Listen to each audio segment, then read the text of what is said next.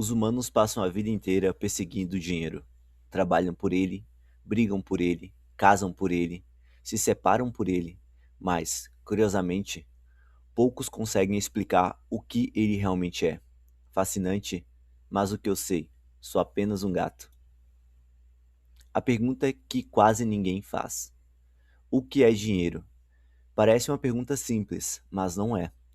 A maioria das pessoas responde: dinheiro é o real.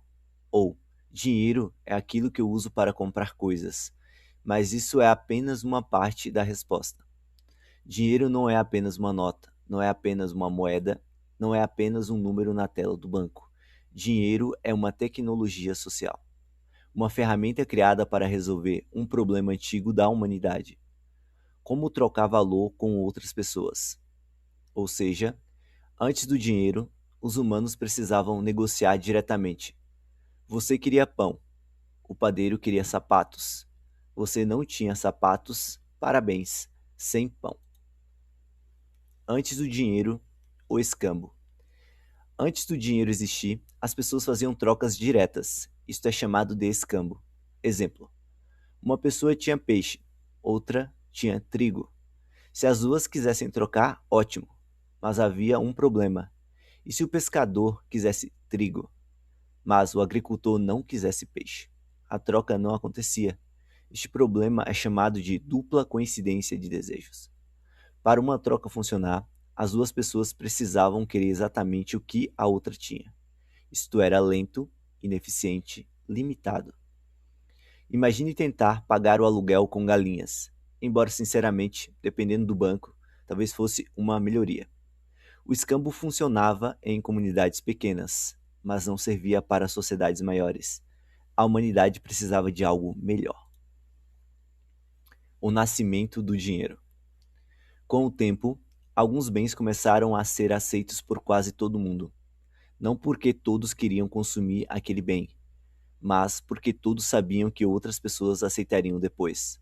Foi assim que vários objetos já funcionaram como dinheiro: sal, gado, conchas, cobre, prata, ouro. Esses bens passaram a ser usados como intermediários de troca. Você não precisava mais encontrar alguém que quisesse exatamente o que você tinha. Você podia vender seu produto por um bem aceito por todos. Depois, usar esse bem para comprar o que precisava. Foi aí que o dinheiro começou a surgir. Em algum momento da história, alguém olhou para uma concha e pensou: isso aqui vai resolver a economia.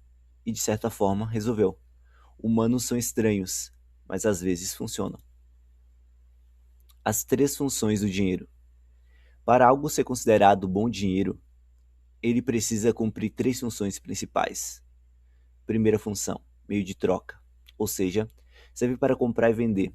Segunda função: unidade de conta, ou seja, serve para medir preços. Terceira função: reserva de valor, ou seja, preserva o poder de compra ao longo do tempo. Essas três funções são fundamentais.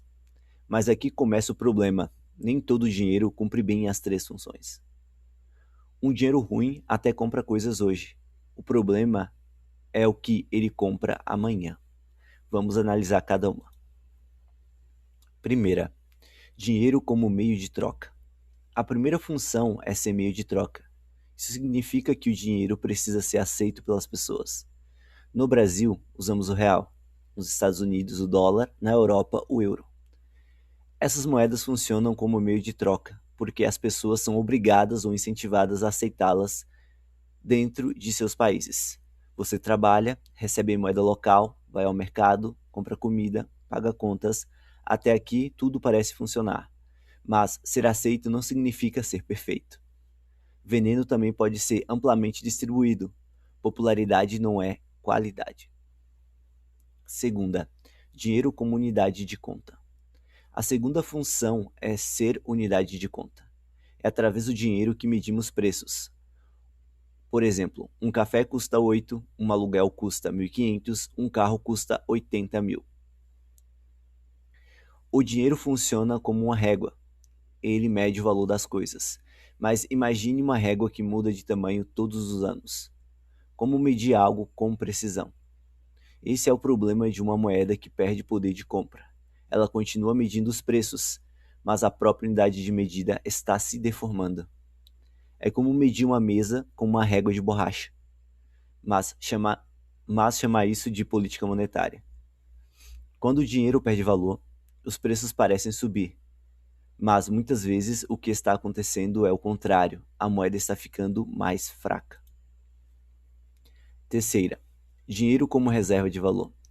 A terceira função é talvez a mais importante, reserva de valor, ou seja, o dinheiro deveria permitir que você guardasse hoje o fruto do seu trabalho para usar no futuro. Pense nisso. Quando você trabalha, está trocando tempo de vida por dinheiro. Se esse dinheiro perder valor rapidamente, uma parte do seu tempo também está sendo corroída. Não é apenas o dinheiro que perde valor, é o seu trabalho passado, é sua energia, é sua vida, armazenada naquele dinheiro. Se você trabalha hoje, guarda dinheiro e no futuro ele compra menos, parabéns, você foi roubado com educação estatística. Esse é o ponto central. Um bom dinheiro deve proteger o tempo humano. Um dinheiro ruim destrói lentamente esse tempo. As características de um bom dinheiro.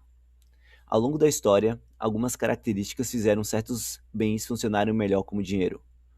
Um bom dinheiro precisa ser durável, não pode apodrecer, portátil, precisa ser fácil de transportar, divisível, precisa poder ser dividido em partes menores, fungível, uma unidade precisa ser equivalente à outra, reconhecível, as pessoas precisam conseguir identificar se é verdadeiro, escasso, não pode ser criado facilmente. Bananas são úteis, mas se sua reserva de emergência apodrece em 5 dias, temos um pequeno problema. É por isso que o ouro foi usado como dinheiro por tanto tempo. Ele é durável, difícil de produzir, relativamente escasso, mas o ouro também tem limitações. É difícil de transportar, difícil de dividir, difícil de custodiar, difícil de reconhecer se é verdadeiro. E não funciona bem em um mundo digital. O dinheiro fiat. Hoje usamos dinheiro fiat. Fiat vem da ideia de algo que existe por decreto, criado. Ou seja, o dinheiro vale porque o governo determina que ele vale.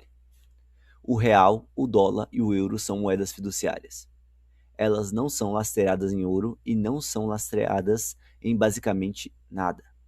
Não possuem limite fixo de emissão, dependendo da confiança nas instituições que as administram, vulgo políticos. E aqui está o problema. Quando a quantidade de dinheiro pode aumentar indefinidamente, o poder de compra de cada unidade tende a cair ao longo do tempo. Dinheiro fiat é curioso. Ele nasce do nada, perde valor com o tempo e ainda exige que você trabalhe duro por ele. Manipulação elegante, diria um psicopata. Cruel, mas elegante. Isso não significa que o dinheiro fiat não funciona. Ele funciona muito bem como meio de troca, mas sem lastro, falha constantemente como reserva de valor e tende a zero inevitavelmente. O que o Bitcoin tenta ser? Agora podemos entender melhor o Bitcoin. Bitcoin não surgiu apenas como uma moeda digital.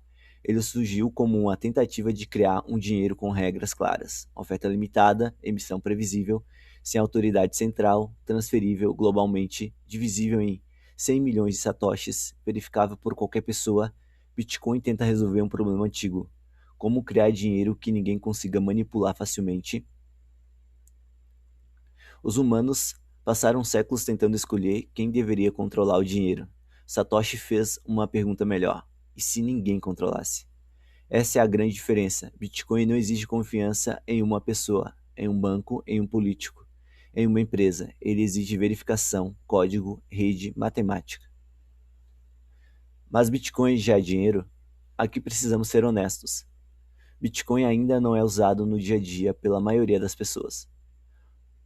Poucos pagam aluguel em Bitcoin, poucos recebem salário em Bitcoin, poucos precificam comida em Bitcoin, mesmo sendo possível fazer tudo isto em segunda camada com custo praticamente zero.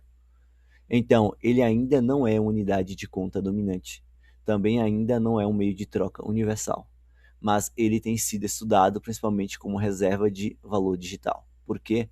Porque sua escassez é previsível, a oferta máxima é conhecida, As regras são públicas e ninguém pode simplesmente criar mais bitcoins para resolver problemas políticos de curto prazo. Bitcoin ainda não ganhou todas as batalhas, mas pelo menos entrou no campo com regras claras, o que no mundo financeiro já é quase uma rebelião. A grande questão. Então, o que é dinheiro? Dinheiro é uma ferramenta para armazenar e transferir valor. Mas, mais do que isso, dinheiro é uma forma de guardar tempo humano. Quando o dinheiro é bom, ele protege o futuro. Quando o dinheiro é ruim, ele transfere riqueza silenciosamente. De quem poupa para quem emite. De quem trabalha para quem está mais próximo da criação monetária, impressora do governo. De quem confia para quem controla. Poucos golpes são tão eficientes quanto convencer alguém de que perder poder de compra lentamente é normal. Antes de estudar Bitcoin, estude dinheiro. Antes de se perguntar se Bitcoin é caro, pergunte: comparado com o quê? Antes de perguntar se Bitcoin é arriscado, pergunte: arriscado em relação a qual sistema? Porque talvez o maior risco não seja estudar Bitcoin. Talvez o maior risco seja passar a vida inteira usando dinheiro sem entender o que ele é.